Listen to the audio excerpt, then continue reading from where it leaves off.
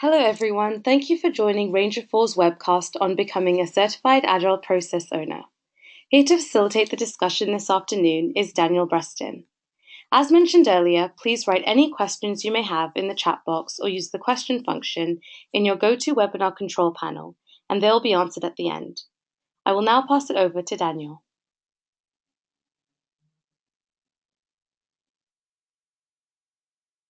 Thank you, Priyanka. Good afternoon, good morning, good day, everybody. And thank you for joining us in our next webinar from Ranger 4. And today we thought we would explore a relatively new offering that we have called the Certified Agile Process Owner. And I'm kind of excited about this one. I think this is going to be very cool when it takes off and people start seeing how it can benefit organizations. So let me take you through that.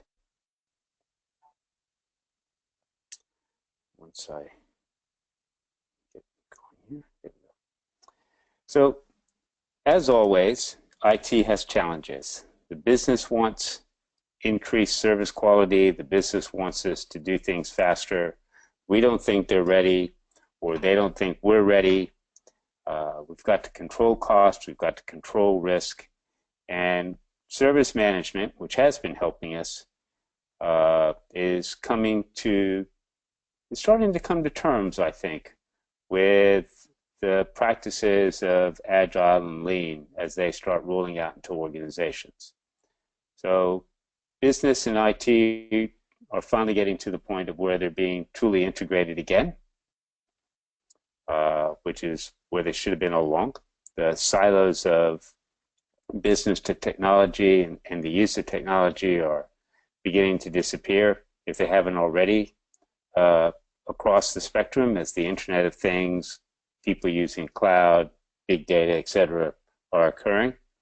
And so we're finding ourselves in this quandary of how do you go from the creation or development of an idea until that idea is fully realized and operational, so DevOps.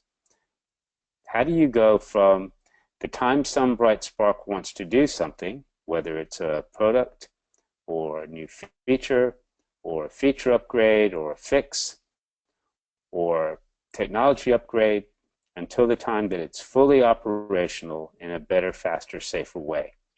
And that's what DevOps is about, that collaborative, communicative movement of Agile, of Lean, and of IT service management, which helps organizations best manage technology and best figure out a way to use technology to enable outcomes or mitigate and remove obstacles to those outcomes. And we, in the DevOps movement, because Agile is one of the three main frameworks or movements that we look at, we know what Agile is, and we know what Agile is not. I have to force myself to keep using the statement that it's a movement. It's not a standard. It's a way of thinking. It's not the same as Scrum. People say that they're doing Agile when they have introduced Scrum, actually, but they haven't started thinking about better, faster, safer across the board. They've got some nice boards up, but the use of Agile throughout their organization and the way that they do processes maybe isn't the best that it could be. It's not just limited to software projects. You can create processes, as I'll show in just a little bit, in an Agile manner, because Agile is there to help you create things in a different way, get you to think differently. Nor is Agile governed by any certification organization.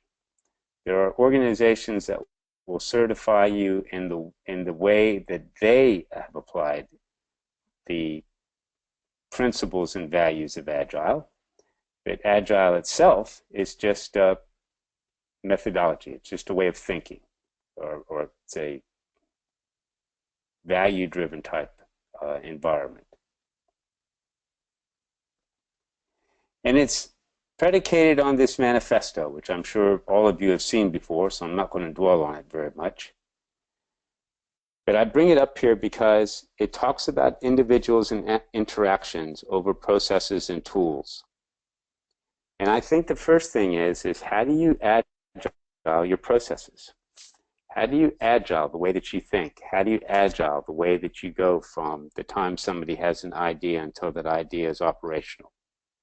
How do you get the requirements? How do you get the business case? How do you develop against that? How do you test that you're doing the right thing quickly and get feedback against that? How do you introduce that into your environment safely so that you don't have any issues or not on the front page of news stories? And then how do you improve that entire process again and again and again to do better, faster, safer? This is really what this manifesto is trying to get across.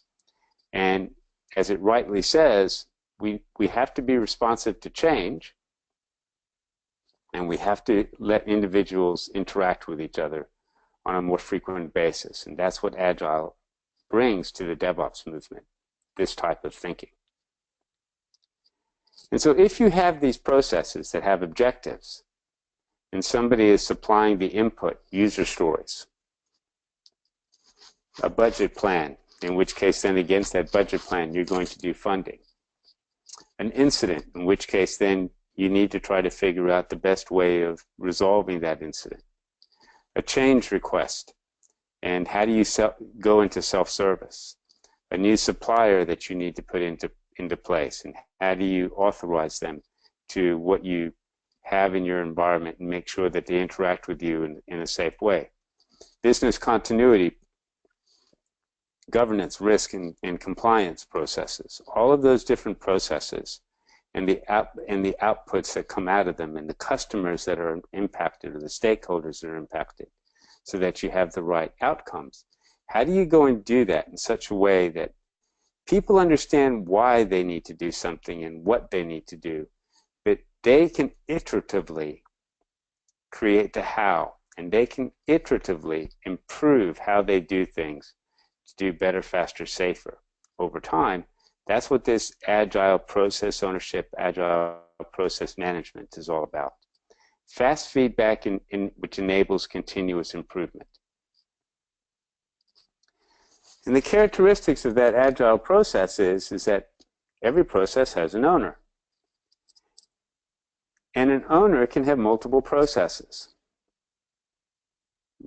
The CFO is accountable for the way that the organization uses resources that are financially based. Governance, compliance, and risk is accountable for the way that governance is managed inside of an organization, and how technology then enables that governance across the organization to reduce or mitigate risk. So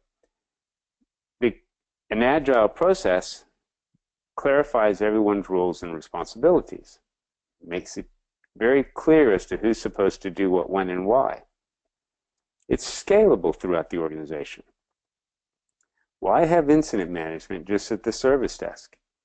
Things break all over the place. Why not have a common process to respond and resolve and review and recover and repair things that everyone can use so that you can make the entire organization better, faster, safer?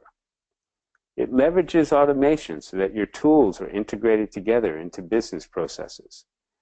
The separation of development and operations isn't the only thing that DevOps is trying to help fix. It's how do you use automation across the board inside your organization? That's now when you're starting to drive the enablement of a business to be able to benefit from methodologies or thought-thinking things such as Agile and DevOps. And in that case, then you can tie those business measures to success, and you can enable effective communication, collaboration, conversations. Hey, technology, I've got something I need done. Can you help me? Hey, technology, I've got something that's in my way. Can you help me remove it in a safe way? In which case, then you can start driving toward continual improvement. So that whole process of who's supposed to do what, when, and why, and how can we improve it over time, those are the main characteristics of an agile process. And since the process needs an owner, the Agile process owner, well, makes sense that the Agile process owner knows about Agile, maybe and perhaps should know very well the characteristics of some of the ways that people have introduced Agile into organizations by introducing Scrum, introducing Kanban, introducing FeatureBand into organizations, understands the visions and goals of the organization versus what the processes that support the organization are, can go and take that information and create a process backlog. What really is the difference between a process change or a process introduction and a product? You have a user story. It needs someone to go and do something against that user story. That user story, when it's done, needs to have a valid outcome, a valid definition of done. So why can't you create a process backlog and manage it in the same way that you would do a product backlog? Looks at those agile values that we discussed earlier and embeds them into the process. Processes shouldn't be written in concrete.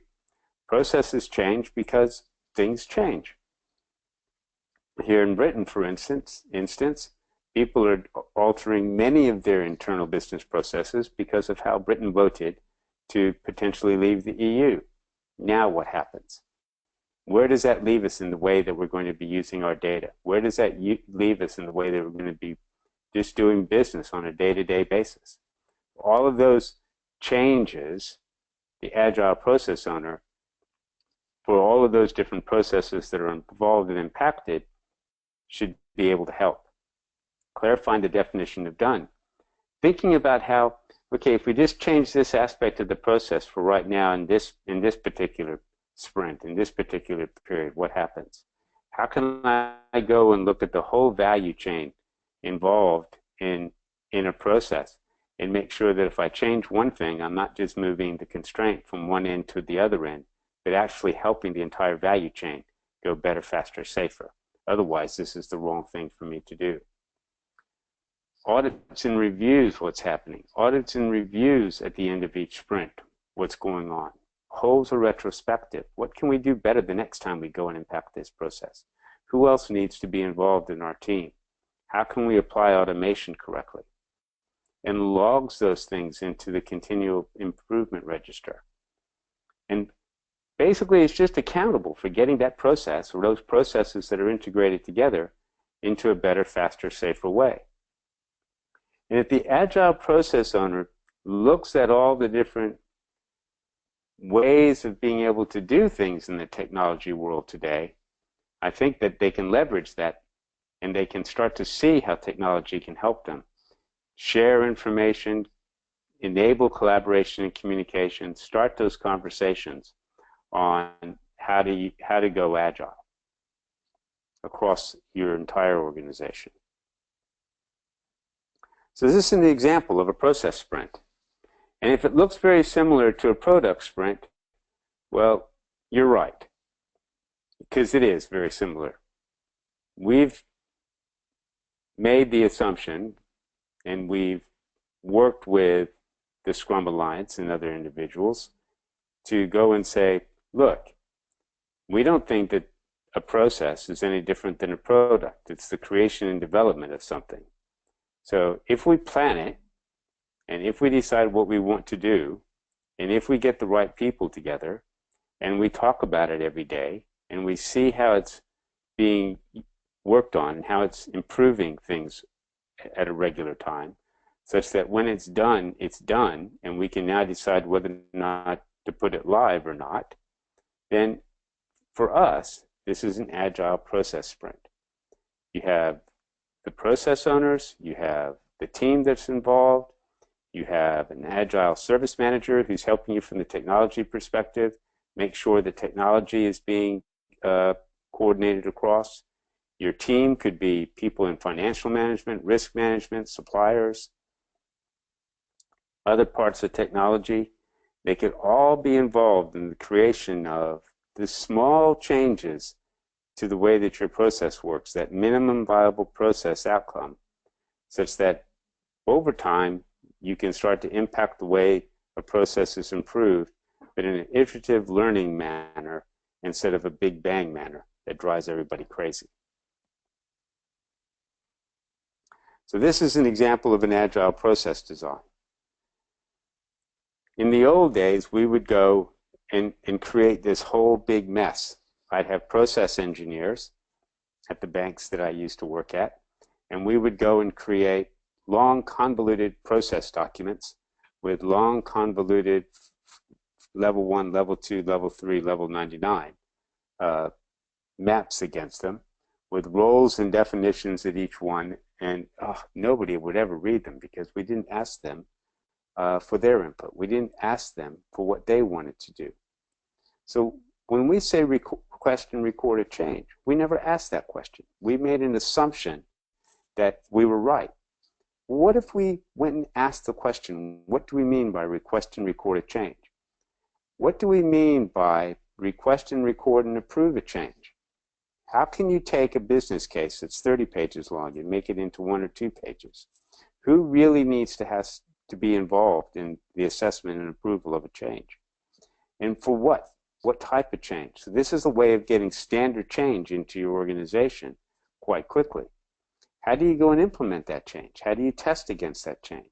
Now you've got other processes that are involved. You have release management, test management, deployment management, configuration management, all other types of processes that need to be part of this before you can go and set that release back.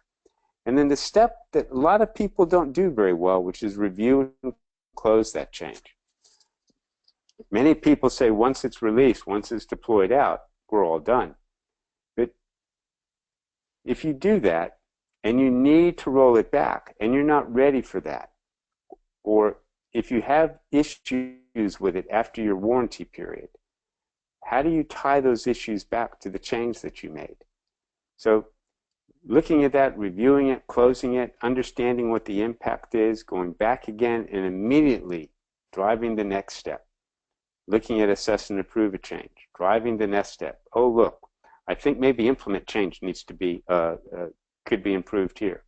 I think implement change would benefit from an Atlassian product, or we could use a security product like Sonatype to come in and help us. So doing that across the board, reviewing and closing the change and making sure it goes into a shareable database such as Confluence, using HipChat across the board. All these different ways can help you when you're doing your agile process design. And these are examples of all the different process tools. And as you can see, the list just goes on and on and on. But there's agile planning, there's all kinds of stuff that can go into here to help you do your processes better, faster, and safer. It's all about value. It's all about understanding what the customer wants at the end of the process and then shifting left ear thinking such that working backwards, you can start to see, okay, if I release this, if I use this process, how does that help the customer? If I use this process, how does that help an employee? If I don't do this, what is the impact to my organization? It improves the collaboration across that development of an idea until that idea is operational, so that whole life cycle. Value helps overcome constraints. What is the cost of delay of us improving this process? Think about all the stories that you read on a regular basis about organizations that have had an issue, have made the front page for all the wrong reasons. How many times have you asked yourself, where's your business continuity plan? Why can't they roll back? How many times have you gone back into your organization and looked to see whether or not you could do better, faster, safer? Or use that as an example to help you drive change. Working in small self-organizing teams. Who are the people that are necessary to go and look at this particular step? Who are the people that are necessary to help control the overall value chain? Are they all aligned across the board? Do they have the same vision and mission? That helps break down silos. And that helps them take an iterative process to streamline current processes and make them more valid for the organization. Ranger 4 works with many organizations in the requirements gathering process, the putting it into a very lengthy business case, the giving it to 5 or 6 different review boards at the senior management level before it's given out to work.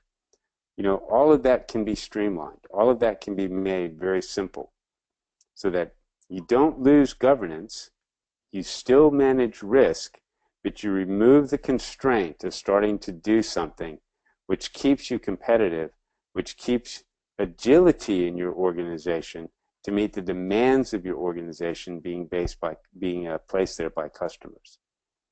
And your employees are happier. They're not frustrated. They now understand how things have to get done because they've had a voice in helping improve the velocity of those processes, improve the way those processes are done, so you actually end up getting more done. If you haven't read the State of DevOps 2016 report, go to the Puppet site or go to the Ranger 4 site and download it, because it's an amazing document that will show you the capabilities of applying Agile, Lean, IT service management in a DevOps manner to your organizations. And you'll start to see how processes, the way that people work, drive change, and the best processes are the ones created by the ones that have to do that work. And who are Agile process owners? What are their skills? Well, Agile process owners need to be able to impact the process. They have to be involved in the decision making of how to impact that process. They need to be able to lead other people and communicate and collaborate and negotiate effectively, to be able to create efficient processes over time. They have to be optimistic. It's not going to be easy. People are going to fight them. And because of that, they need to be pragmatic. They also need to be influential. There needs to come a point in time where they go, we need to try this. But we need to do that in a constructive way such that people start to see the way that we think. People start to understand why we're doing something and what we want to achieve by doing that, so that they then will openly help us create the how we're going to go and do that.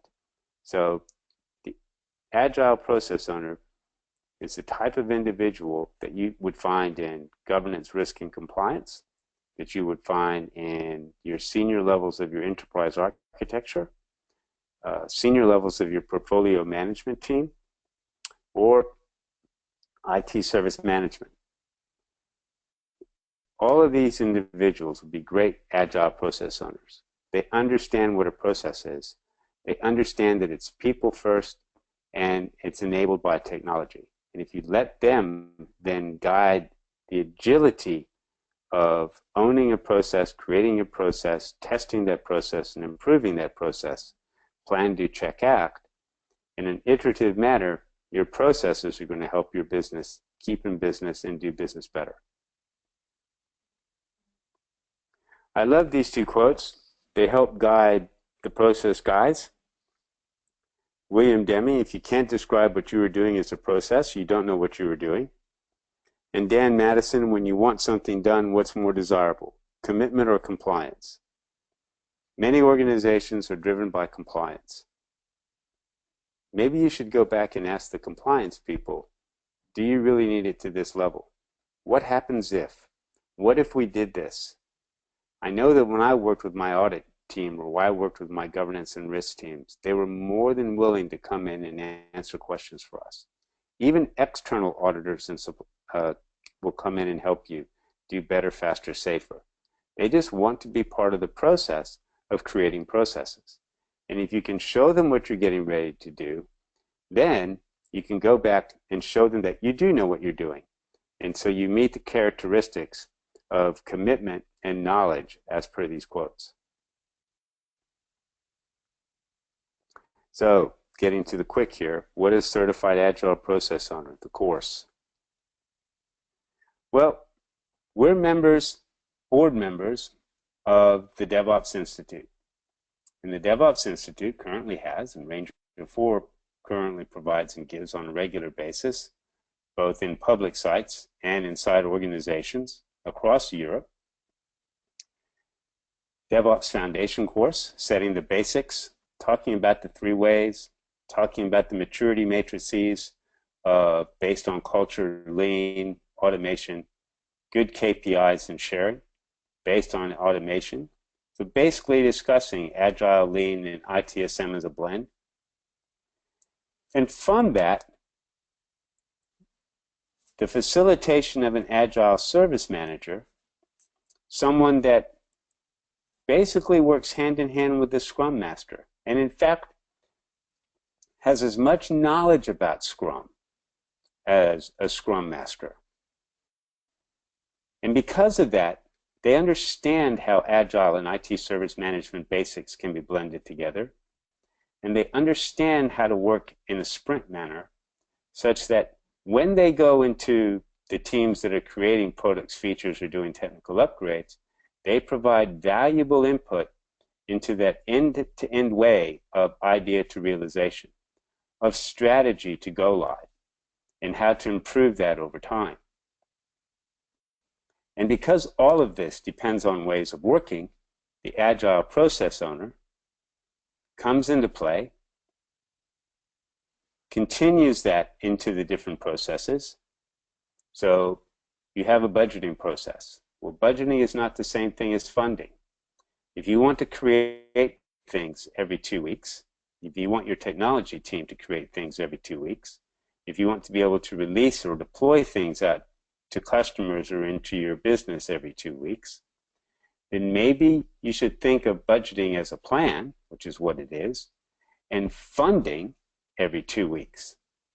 In which case then the Agile process owner is perfectly placed to go and help look at those 2 processes, merge it with the idea to realization life cycle, and say, okay, this is the way that we get to make approvals faster, and because we can approve faster, this is where we need money and resources, and we now know what the value is back to the organization of doing this because we use cost of delay as one of our metrics, and therefore we can now do better, faster, safer.